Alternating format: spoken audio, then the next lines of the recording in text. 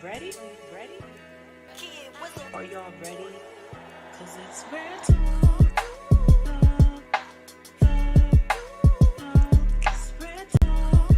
Tabby, Tassie. Hey, it's real talk. Rare, authentic, real experiences. Welcome, welcome, welcome. We are here with another fabulous episode of It's Rare Rare Talk. talk. Hey Yes, y'all. indeed. So we are here with co-host, Tabby. and I'm Ty C. So I am excited. We are excited, cousin. I'm going to let you introduce our special guest on today. Yes, y'all. So thank you all that are on. Listen, I don't usually do this because my mind don't be on it, but I'm going to tell y'all tonight. Y'all want to share this. You want to get your cousins, you want to get your brothers, sisters, get everybody on here tonight because we have such a special guest. We have been, I don't even want to use the word excited, but we have been looking forward to this episode. Like me and cousin were texting, like, this is going to be good. Like, we just knew that this episode was going to be so good. Like I said, we've been looking forward to it. We were talking earlier about this young man, even comments and people were sharing the post, that he was going to be sharing his story on tonight. I'm walking through the store with tears and I mean, just so elated, just so joyous about this young man who I had the pleasure of working alongside a couple of years ago. And so, y'all, I like to introduce to some and present to others, none other than Mr. Andre Childs. Welcome. Welcome, welcome, welcome. We are excited. Cousin, thank you so much for the connection with Mr. Childs, and Mr. Childs, once again, we just want to thank you for being here. Cousin is exactly right. When I think about the topic that we're actually going to be talking about tonight, like there's a lot of different pandemics that's going on in the world today, but addiction has been a national problem for a long time. Yeah. COVID came in and COVID made its name great and as far as like the headlines on television and media and all of that. But addiction has been, listen here, an issue for a long, long time. It has affected so many different families in so many different ways. And so just to know that Mr. Childs, you have celebrated 5 years in recovery melts my heart. And I have to be perfectly honest with you. This subject area right here is very dear to me. And it's very dear to me, not that I have actually experienced it personally, but coming from a job of 7.5 years of working with individuals who have been battling this for years. I always took my job very seriously. Right. And so to be able to talk about this matter tonight on It's Rare Talk, listen here, I am elated. I am excited. I am excited to hear your story. I love what God is doing in your life right now, right? And so, cousin, I know that, you have this thing where you talk about, we see a person's now, right? But every now has a then. And so Mr. Childs is here with us today to take us back to his then. And so I'm excited for his transparency. I'm excited for the support that he has had along the way. Andre, that's absolutely amazing. But once again, I'm excited that he made it out, cousin. And I'm glad that you two have an awesome connection. Yes. And once again, just excited to have him on the show. Yes. So welcome, Mr. Childs. Thank you. So we're going to ask that you would take us back to wherever, if you want to do the childhood or teens. Tell us how you were as a kid, if you were quiet, rambunctious, whatever. Give us a little background. Yeah, as a child, I very athletic, played sports, basketball, football, ran track, and wasn't quiet. I definitely talked a lot. But like I was thinking about it, back from 8 to 14, I was like my life was very good, playing sports, getting good grades, going to school, just doing everything I was supposed to do. And I felt like when I got to, even through high school, you know, 9th, 10th grade, 11th grade, I was real little. So like I just kind of stayed to myself a lot. Yeah. Played sports, stayed to myself because my sister, you know, she graduated in 2004, went to Hampton University, was always making honor roll, dean's list. Like, so I felt like, man, I have to stay on top of myself because like, you know, she out here like doing her thing, and things didn't end up that way. And sometimes I sit back and I ask myself, you know, maybe I didn't feel like I was good enough. You know what I'm saying? And that's maybe what transpired to send me in the wrong direction. So, you know, my childhood as a young child, everything was fine. My teenage years is when things started to take a turn. Okay. So how about senior year? Did you graduate or I graduated high school, you know, played varsity football, running back, defensive back, played basketball, and I even went to a JUCO college in Oklahoma for 2 years. And I feel like that is when I realized that maybe I might have an addiction problem. I didn't know nothing about addiction, narcotics, Alcoholics Anonymous, but I was in school and I was out like partying. You know what teenagers do, young kids do. You go to college, you party, you get up, you go to class. Well, the difference was I was partying and everybody else was getting up and going to class and I wasn't. Okay. I'm saying, so after being out there for a year and a half, I came back home to Claymont, Delaware, and that was in 2011.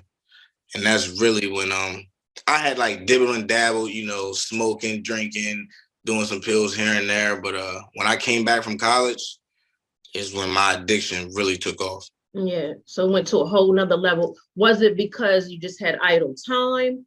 Do you feel like, so you didn't finish? You went to JUCO for a year and a half, but you didn't finish. You came back. So when you got back, did you feel like, man, what do I do now? Like, what do you think your mindset was at to cause, like you said, the dibbling and dabbling to go haywire, out of control?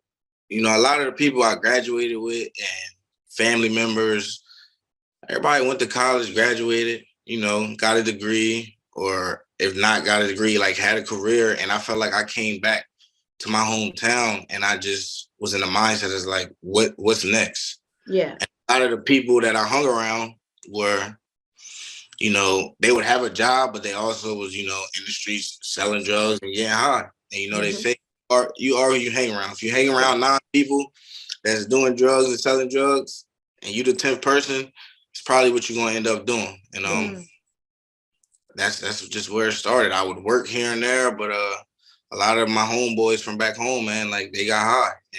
And I feel like me, I take things to the extreme. You know what I'm saying? Once I started, it was all she wrote. And like I said, when we get to like now, you know, because you know, once you get into a program, Narcotics Anonymous, you start to do like step work and like answer about yourself. Because back then I didn't know my reason of why I chose to pick up drugs. You know, I also didn't know I was a drug addict. So if I knew now what I knew back then, I mean, I don't know if I would have, but I'm grateful that I went through what I went through because it made me who I am today. Absolutely. I love that. You just said a lot. Right there in what you just said. Like, you said, I didn't know I was an addict. Because a lot of times when we in the midst of something, it's a couple of things: denial, or not just wanting to associate ourselves with something that has such a strong, you know what I mean, look to it, you know. But you said, I didn't realize I was an addict, you know. So let me ask you a question. If you don't mind sharing, what was your gateway drug? What was that first drug that led? Because you said, listen, I take things to the extreme, right? And I've heard a lot of people saying that from working in this field, you know, with other individuals. I've heard that, you know. So what was that first drug that took you into that place of, my God? Yeah. All right. So the first drug I ever did, right? Marijuana, smoking weed, drinking. But I would do, Xanax or perks here and there. But the first time I did opiates, like I sniffed a bag of dope, it gave me a whole different feeling. And I feel like from the first time I touched that drug is when I said to myself, like, this can get dangerous very quick. But in my mind, right, I'm telling myself that like I'm not like these addicts that walk around here and can't work and don't have no money and don't care about how they dress. I was telling myself like that's not me. So if I want to do this, I'll be able to do this and live a normal life. It didn't work out that way. Yeah. I was going to ask you exactly what we think so much alike, but on to the next question. So were you able to keep it from your family, or when did they find out? So for a while, I hid it from my family, but like my mom is, I'm a mama's boy. That's my dog, that's my rider, that's my my best friend. And I would come in the house some nights and she would see me and she would ask me like, what's wrong with you? I'm just tired. And but my drug use progressed from sniffing dope to like using needles. I shared about this on my anniversary. One specific time, man, I had left some needles in my closet. And my mom, she knew something was going on with me. She knows me. I walk in the house, eyes bloodshot, or my pupils all pinned. She knows something's going on. And she looked through my closet and she found a pack of needles. And she said to me, "We got to figure something out." Because my mom, she's like, "I'm not going to let you die in these streets from using drugs." And it got to a point though that like even when my mom knew and my dad knew and my sister knew, like it didn't matter because now I'm all in. You know what I'm saying? No matter who knows, no matter what people think, I don't care about keeping a job. I don't care what my family thinks. Like I'm in the midst of active addiction. Like I'm all in. Yeah. So it doesn't matter to me. Family events, going to birthday parties, Thanksgiving, Christmas. I'm going in there high at the table, nodding out, falling asleep, and just not caring. So let's talk about that right there, cousin. I want to, because I feel like a lot of times, and after having conversations with different parents of individuals who are active in addiction or struggling with addiction, sometimes if you have never walked that pathway, you don't know what to expect. You don't know what to think. You know what I mean? All you know is that you see your loved one in a situation that's not good, right? Yeah. And so I heard him say, listen, at that point in my life, all I cared about was my addiction, right? And it's because that disease takes over, right? And so that person that they actually seen come into the dinner table and things like that, it was taken over by a different force. Yeah. Yes. Right. And that thing, I heard what you say. You was like, in the beginning, when I took on the heavy stuff, the opiates or whatever, I knew that it could become dangerous. I heard about it, you know what I'm saying? But in my mind, because right at that point, it hadn't taken over your mind. In your mind, I got control over this. Yeah. Right? That's what a lot of people actually believe, that they got control over it. You know what I mean? Not realizing that thing right there, man, that's a demon all by itself. All by itself. Yeah, that thing, it's coming to take over everything. And before you know it, the individual is out of control with it, right? And so here you are, you're showing up. You still showing up, but you showing up with something riding your back. Right. Yeah. Wow. I was going to ask too, were you working? Were you still functioning like with a job, or was you just like getting your money in the street or whatever? I was working. I would have a job here and there, Okay. I used to work with my uncle cleaning like Wawa floors, and then I worked at Bellevue State Park. Worked there for about 4 months, got fired. Worked at Stanley's, a restaurant. Worked there for about 7 months, got fired. I would have a job, but I could never keep a job because if I woke up one day and I didn't have no drugs, there was no way I was going to work. And if I did go to work, I would try to find a way to either leave work and go use, leave work and go find some money, steal some money and go use. It was just, I couldn't keep a job if I didn't have drugs. I couldn't do nothing in life. But like she was saying, it was really a demon that took over my body. Like if I wake up today and I don't get no drugs in my body, I will not be a productive person. It had you like that. And so what's your age range during this time? I would say when I was deep in my addiction, 19 to 25. Wow. Wow. 19 to 25. Okay. Mhm. Okay. And so during that time, did you ever seek out like try to get any help that, I know your mom was on you and your family, but did you ever go into a facility at that time? Did you ever try, how, because sometimes somebody would try something for 30 days and that didn't happen. So did you try anything? I went to a treatment in Pennsylvania in 2014. I went 2 different times. The first time I went, I completed. I stayed there for 18 days. But at this point, I really was just going because I was trying to make my mom happy. Mm-hmm. You know what I'm saying? And I knew in my mind that like I was on like a little vacation. The day I left that rehab, I used. Mhm. And my mom is one of them type of ladies where like, okay, I'm a grown man. She telling me when I can and can't leave the house. And in my mind, I'm like, I'm not. When it comes to getting what I want, I'm going to do what I want. And she would try to keep tabs on me and try to get me jobs to work with people she was close to. But at the end of the day, the only way I was going to stop using is when I was ready. So I went to that treatment for 18 days, completed and used. I went back to that same treatment in 2015, and I was there for 3 days, and I left. And I got high as soon as I got in the car with the person that picked me up. Before we get deep into the interview, I need to shout out your mother. Yes, Mom. Right? I've never met your mom in person, never had a conversation with your mom, but I need to shout her out, right? And is your mom Miss Wanda? Yes. The reason why I want to say that is because like I told you prior, I was reading the comments on our Facebook page, and I can tell that your mom loves you. 100%. I can tell that your mom is one of your biggest cheerleaders. And from a mom to a mom, I get it. Yeah. Right? All she wanted to do was protect her seed. That's it. Right? And she was riding with you. I want to tell you something. Consider yourself blessed, because I've seen a lot of individuals whose support system fell off because they couldn't handle the fact that their child was in active addiction. Mm-hmm. And so for your mom to continue to ride that thing out with you to the point to where you are now, listen, Miss Wanda, shout out to you. Shout out to you. And so I just wanted to stop and say that and give her flowers. Wow. She's here.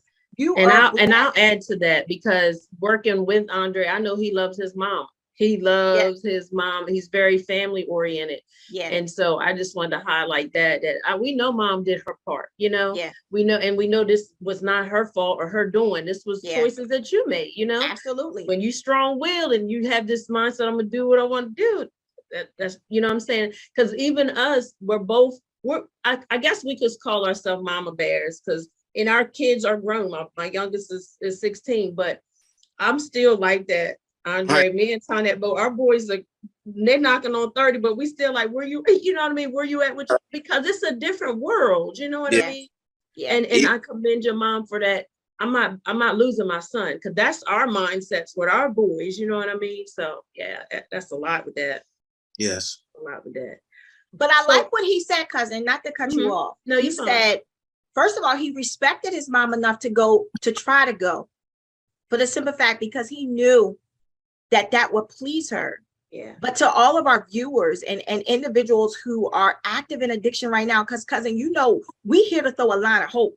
Oh yeah. Right, Andre, that you are part of the line of hope for individuals who still are part of your then. See, you've crossed over, but it's still some individuals that's still fighting in that place that we're talking about where you used to be. And so what you are doing now is you are physical hope for people to show that I've been there, done that, understand it all, right? But I also know that there is a way out, right?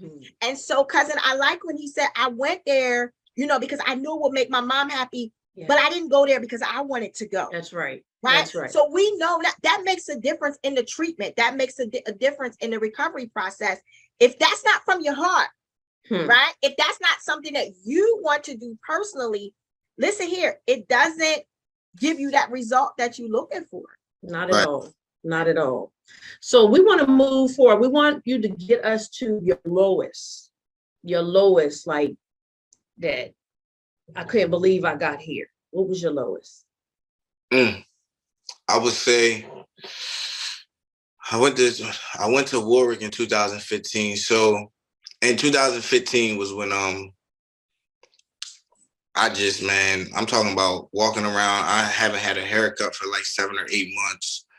Track marks all on my arms, on my leg. I'm probably weighing in at like 105 pounds. And at a point in my life where like I didn't want to work, I'm 24, ready to turn 25. And like I'm calling my mom at nighttime, asking her, can she stop at McDonald's and get me a double cheeseburger from McDonald's? Like I'm a grown man with no money in my pocket, not eating, not caring what I look like. If I wanted to go get a haircut, I have to call my dad and try to get some money. I was hopeless. Like I'm talking about down bad, man. And at that time and point, like I didn't really have no hope. Like if I'm being honest, it was times when like I would stick a needle in my arm and like I would hope, maybe maybe this will be it, because I'm tired of suffering and I don't know how to get clean. I went to treatment, that didn't work, and I was okay at 24 years old. That like, man, I'll probably die before I'm 25 as a drug addict, and I'm all right with that. But in all reality, I really wasn't okay with that. I was just so far gone in active addiction that I just didn't want to live no more. Jesus. Jesus. The battle became that severe. Yeah. And I believe what you are saying, you gotta excuse me, because man, this topic makes me emotional, because I want to see people win. I want to see people free, and I want to see people healed. And I believe what you just said is what a lot of people feel on the inside. Yeah. You're speaking, you are able to verbalize now what so many people really want to say. Yes. Right? But you said, I'm saying this, but this is not, there's another part of me saying that I do want to live, but I can't kick this thing. Yeah. This thing is too heavy. This thing has overtaken me. This thing has taken me to my lowest point of just not caring. Yeah. Right? And so here we are. That is a very low point. Yeah. Yeah. And cousin called me before the show started. And she said to me, I'm going to wear a shirt that speaks something inspirational, because when I think of this young man, that's what I think about. And I said to her, there's a call on his life. Yes. And we're talking about right now where you were at your lowest point. We come to encourage somebody on the day. That's good. You said I was at my lowest point where you say I'm done. Right? Cousin's shirt says, long story short. God saved my life. God saved my life. Yeah. I have many inspirational shirts. But when I was thinking about what shirt I was going to wear on the show, when I was thinking about the show all day long, if I could show you the dialogue between me and my cousin texting about this show, all I could think about was this word right here for your life. Purpose. Yes. Purpose. Yes. Your life is purposed. Yes. That's what your mind was saying, but God had another plan for your life. And so here we are at this point right here, and you're saying, I don't want to. What was the turning point? Where did this shift come in at? I was sitting in my kitchen with my mom and my sister on Easter 2015. And we had Easter dinner, just me, my mom, my sister, and my nephew. And I remember, man, my sister sitting at the table, like she's also one. You know, my mom, my whole family supports me very. But this particular moment, it was me, my mom, and my sister sitting in my mom's kitchen, and I just remember like my sister just crying and asking me like, "Why can't you stop?" She's like, "I don't understand. Why do you have to live like this? Like, why can't you do something different? You've been to treatment, it hasn't worked. We try to come up with these ideas, like nothing's working. Like, I don't want to lose you. I don't want you to die in the streets, but like, why can't you stop?" And at that point, I didn't think she really understood how deep this active addiction was for me. But I just remember seeing my mom and my sister's face, man, in 2015, and I said to myself, I gotta give myself a chance. I had this therapist that I talked to, you know, and I'm always been the type of guy, man. Like, I'm always honest. I'm always open about what I'm going through and what's going on. And she found that treatment facility, Warwick Manor. I can honestly say, even when I went there, right, when I left there, I didn't stay clean right away, but I didn't go back home. You know, I went to that treatment facility. It was about a couple of days before I was ready to leave. And I just told my counselor, man, if I go back home where I'm comfortable, I'm going to put myself with people. I'm going to put myself in the same neighborhood. I know where to go. I can walk there. I don't need a phone. I'm not going to stay clean, and I'm going to end up dying. And I went to that treatment facility in 2015, and I stayed down here. But the disease of addiction is so crazy, right? Because like I still found a way the day I got out of Warwick to go back to Delaware one time, use, and then come back to Maryland to a recovery house. Because I still didn't know if I was ready to stop. Like I would go back and forth, man, so much. I don't want to use, but when that thing is on my shoulder talking to me, sometimes it's hard to shake it off. And 2015 was an up and down year for me. You know, I went to Warwick, I went back home, I went to a recovery house, I got a couple months clean. I think I had like 90 days clean. I got kicked out of the recovery house.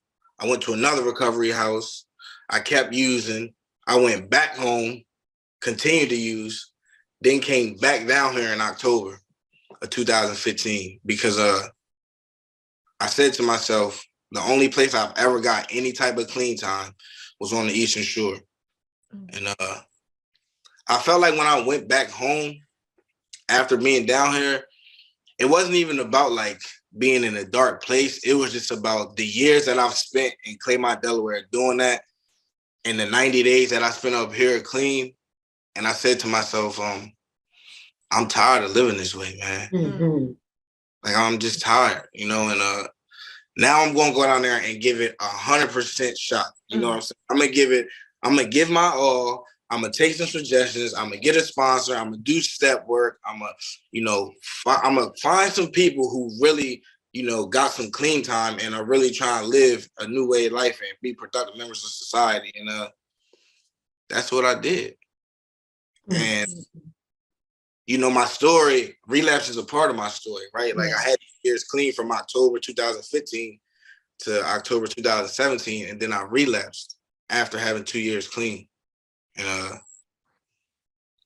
even just sitting here thinking about that, man, like I know what I did wrong. I know what happened, because it wasn't like I wasn't happy, you know? Yeah. Those 2 years was the best 2 years of my life. But for me, when I started dealing with somebody back home, and I like kind of like disconnected myself from the program of Narcotics Anonymous, from my the people in my recovery house, my sponsor, my sponsees, and I started hanging back around with the same dudes I hung with when I was in active addiction. But I thought I was okay because I had 2 years clean. And let me tell you something. Listening to you makes me think about how powerful the mind is, right? But then you still had the drugs that's affecting the mindset all the more. You know, they always say a mind is a terrible thing to waste, but the mind is very powerful. That mind have us doing all kind of stuff. But I commend you sharing that part, because a lot of times you know, we can miss detail, and you just shared some detail right there. And like cousin said, we just appreciate your transparency so much. And we definitely believe that you're helping some people. I want to share something with you that I realized about the word recovery, because we hear it, but a lot of times people just think what people have their own, you know, definition of what recovery is. But this is what I found out about recovery. It's about the get back. That's in Latin, that's what it is. It's get back. It's getting back and getting back what we lost. Now, my struggles weren't your struggles. I don't have your story, but I definitely had some things that I had to recover from. So I had to get myself back together, my mind, you know, healing, all that stuff. Everybody has a different journey, and this one just happened to be yours.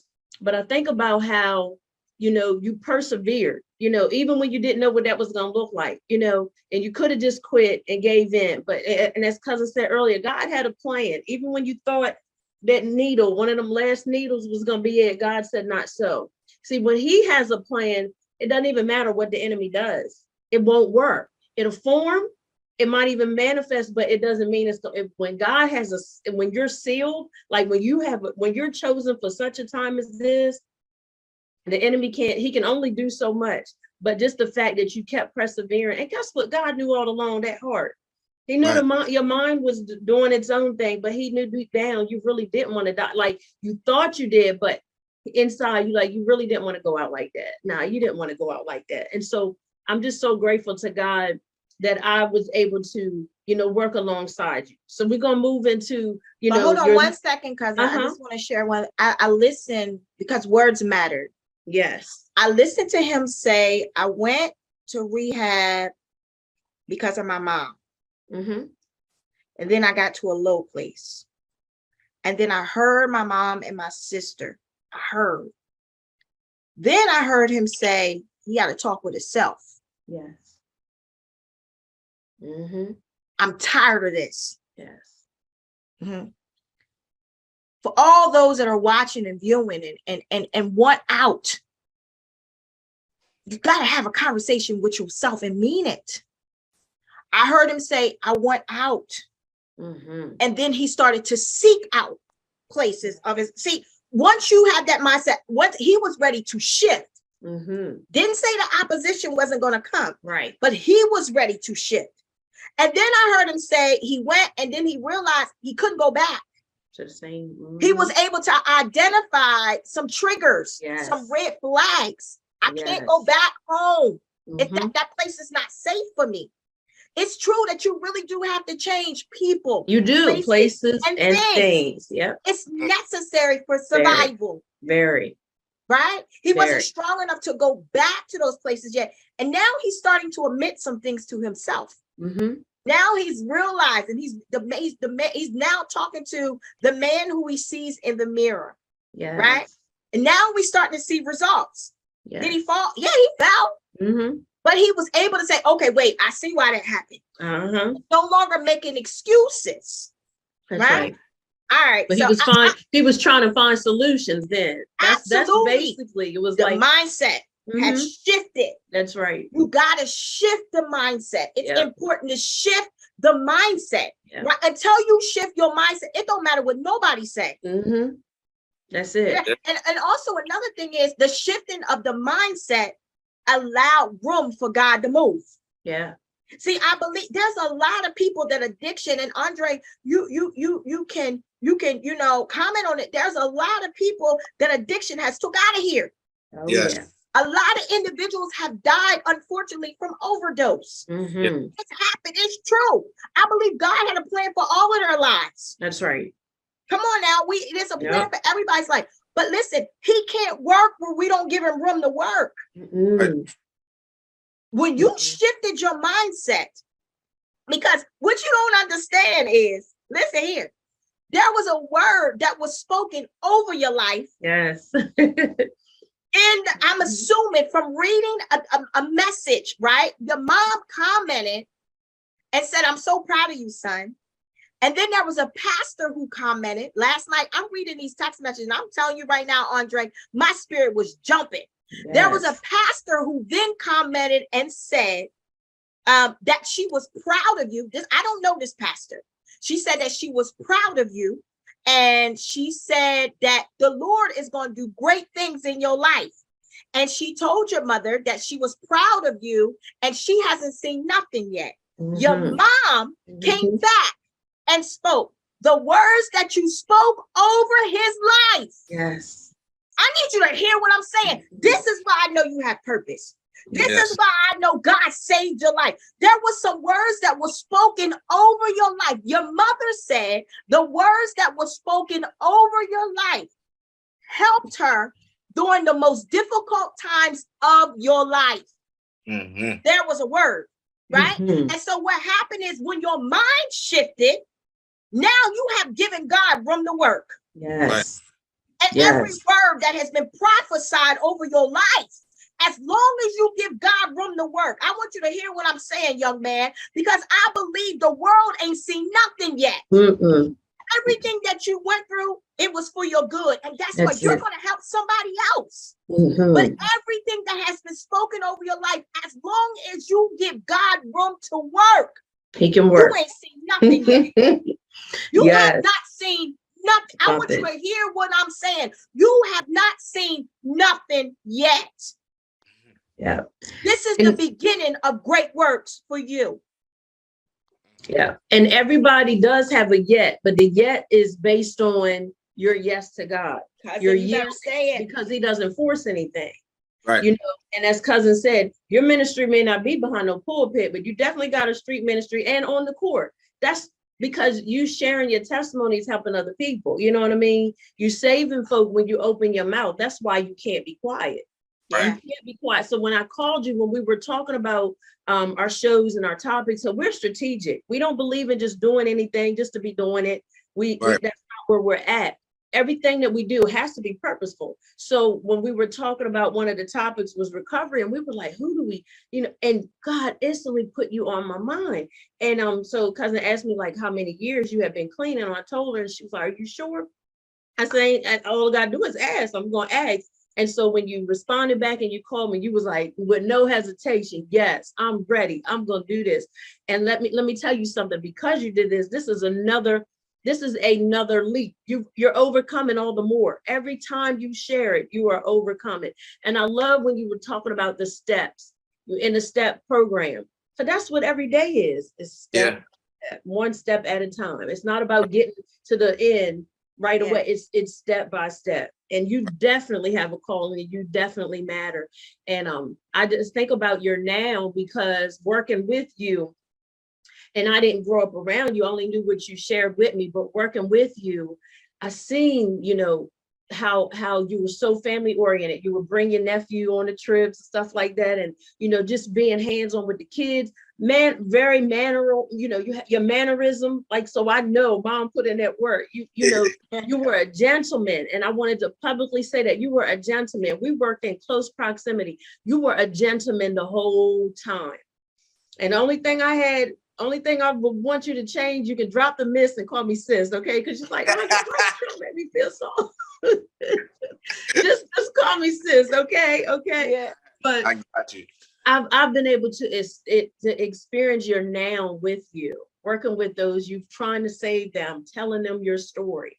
Yeah. You know what I mean? And so I'm just so elated that this is just a step. You know, you're going to have more opportunities to share. You're going to have more opportunities to be a light and a witness. And we definitely want to bring you on board for some things that we desire to do. So, cousin, I'll let you go, because I'm feeling like listen, so I want to talk about his now. So we heard about that last time that you used, and you was able to identify why, and you realized you had went back into some old places. Take us from that point to now. All right. I celebrated 2 years in October 2017. It was like the second week of October. Then I relapsed like November 1st or something like that. And my relapse was from November to December 6th. My last day using is December 6th. And I'll never forget it because, you know, I was going back and forth down 301, going to Delaware. And I was driving back. You know, it's like an hour, 45-minute drive. I'm driving back, no music. I had used, and I just was driving on the highway doing about 45 miles an hour, man, no music. with tears coming down my eyes, asking myself, how did I get here? I know how I got here because I know how I got the 2 years clean that I got, and I stopped doing what I was doing when I was in recovery. So I know how I got here. And I picked up the phone, I called my sponsor, and I'm like, man, listen, I'm driving back to Maryland. I need to move back in the recovery house. I give you my phone, I give you my car keys, I give you my wallet, I give you everything I got. And I mean, I don't want to do this no more. Like I'm ready to get back to being happy, you know, and loving myself again. And that's what I did. December 7th, I moved into recovery house. That was in 2017. I've been clean ever since. And I came back with the same intentions, man, of like going to meetings, going to IOP, getting a sponsor, doing step work, reading literature, reaching out. You know, I already had a network because I had some clean time before, and just taking it one day at a time, you know. And over the years, over the last 5 years, man, as y'all know, you know, I had a son who, man, on my worst days, clean, man, like, you know, because life is not always easy. You know what I'm saying? Just because I got clean does not mean that every day is going to be great. And that doesn't mean that I'm not going to think about using. You know, I used to ask myself, like, man, with the clean time that I got, like, if I share about I want to get high, like, are people going to judge me? But at the end of the day, like, I'm a drug addict. I'm just in recovery. Yeah. I got 5 years clean, so the thoughts still won't come, but thoughts aren't facts. You know what I'm saying? Like, I can think about using, I just don't got to act on it. And if I go into a meeting and I share about it, usually the thought goes away. And as long as I don't obsess about the thought, you know, think about it for a couple minutes. All right, come on, man. Like, we're not going back to that, you know, and keep it moving. But even on my worst days, man, like that little boy that's in the living room with my girlfriend right now, you talking about motivation. Of course, like, I did this for myself, right? Like, when I came in here this last time, I'm like, I'm not doing it for my mom. I'm not doing it for my friends. I'm not doing it for nobody but me. You know, I want to be clean. But today, like, it's not just about me. You know what I'm saying? Because like, I got to show up as a father, you know, as a friend, as a brother, as an employer, but most importantly, like, for him. Because y'all know, man, a lot of kids grow up without fathers. Yeah. And one thing that I'm not going to let happen is Baby Dre grow up without his dad, or Baby Dre see his dad in active addiction, because he don't know that guy that was in active addiction, sticking needles and smoking crack. He's never seen that guy. And he don't have to. No, he doesn't. That's good stuff. Doesn't have to. And I honestly believe, man, that like where I'm at today in my life, like, as long as I continue to do the things I need to do, he's never going to see that person. Wow. I love that. I love that. And I got to see him before we got on. He was like, who's that? He's so cute. He is so cute. So let's share a little bit more about your support system, because we one of the things we were talking about earlier is a beautiful thing to have it. Everybody doesn't have it. And, you know, we wind it down, you know, to the end of the show, this interview, but to have that, as Cousin was saying, everybody doesn't have that. How does that make you feel? How does that make you feel? Makes me just feel loved, you know, and it also reminds me that, like, the things that my mind was telling me when I was in active addiction wasn't true. You know, that was just me being caught up in the grips, because I could easily say, like, oh, my family don't care about me. My family doesn't love me, so I'm gonna go get high. Like, nah, that wasn't the case, because as you can see, like, my family shows up. I got NA family that's not intermediate family, but I mean, they show up on a daily basis.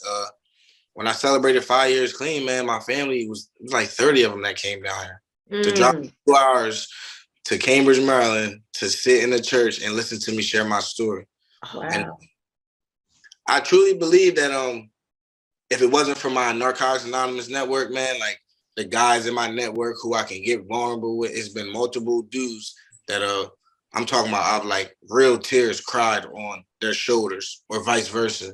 And, you know, as men growing up or coming in Narcotics Anonymous, we got this mask on that, like, oh, we can't get vulnerable with another dude. We can't cry to, you know, they'll think we're soft, but like all that, for me, that was just a mask, man. Today, like, all my homeboys in Narcotics Anonymous to tell you that I go in the meeting, I share with them, I share in the meeting, I cry on their shoulders, I cry in the meeting, because like at the end of the day, I'm willing to do whatever it takes to get another day clean. Yeah. Yeah. Yeah. One day at a time, man. That's all we're required to do. That's it. When we try to live more than one day at a time, that's too much. Yeah. That's all. It's too weighty. It's too heavy. Even for those who are not struggling with addiction, all we are required to do is live one day at a time. That's it. One day at a time.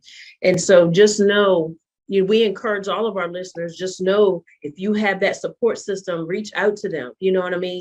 You don't have to be islands. Yeah. I said, pick the phone up, call somebody. Exactly.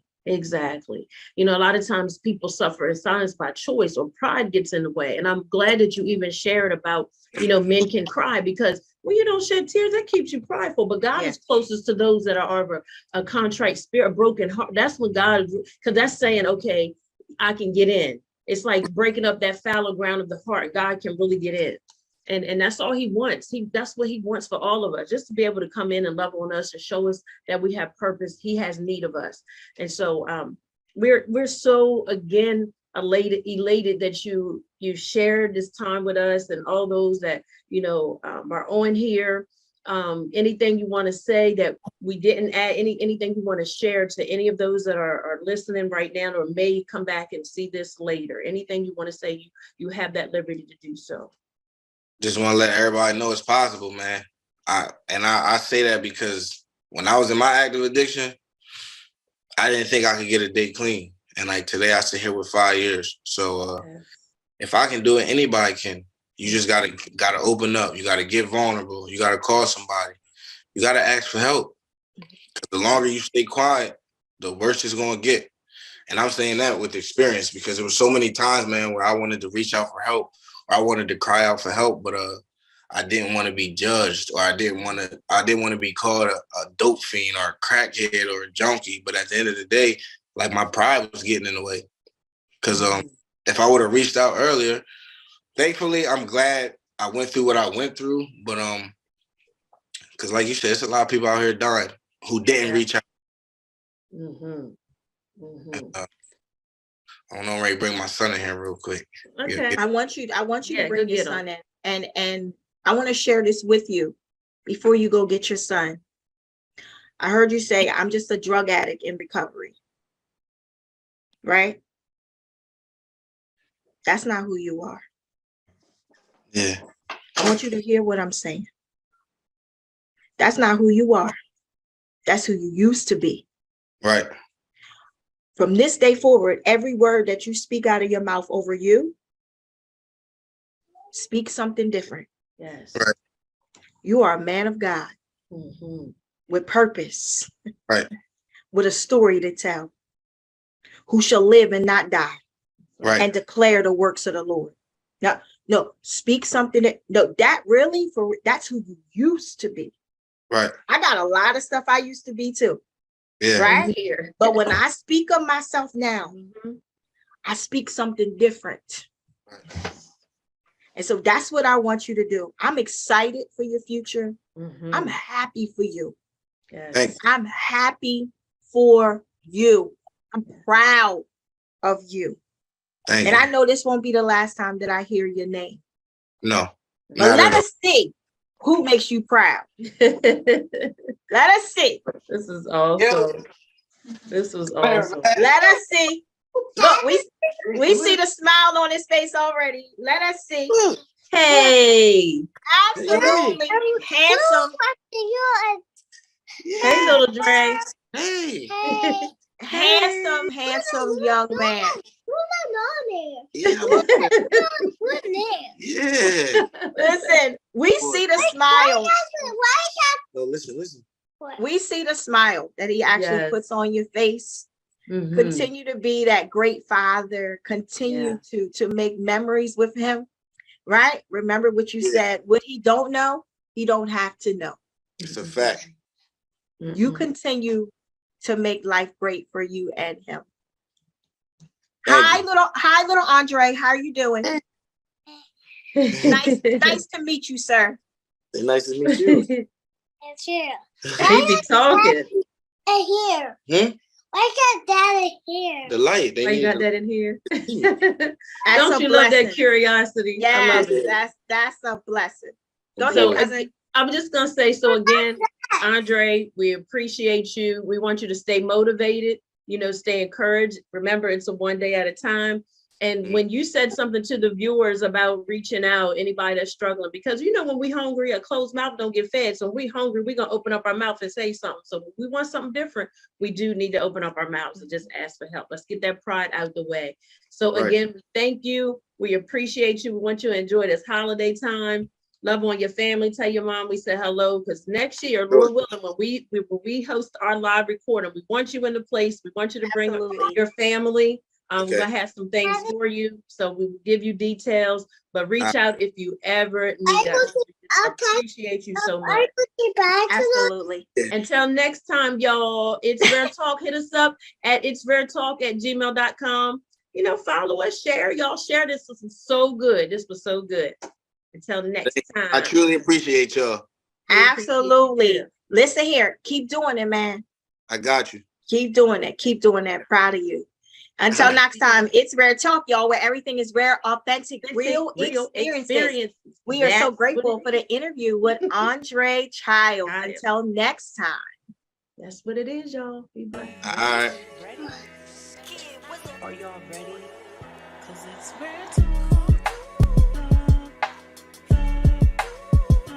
It's Rare Talk. Tabby, Tassie. Hey, it's Rare Talk. It's rare, authentic, real experiences. That's what